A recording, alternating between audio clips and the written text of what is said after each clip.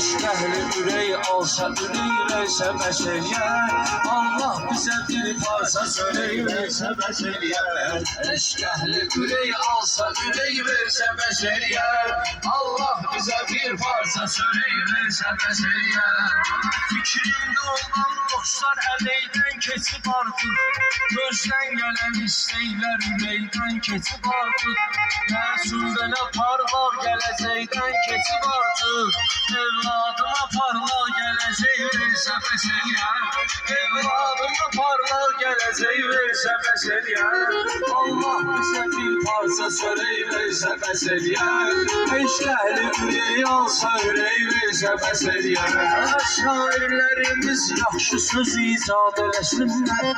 Bizdən qabaq olmuşları da yad eləsinlər. Mən gözləmirəm özgələr imdad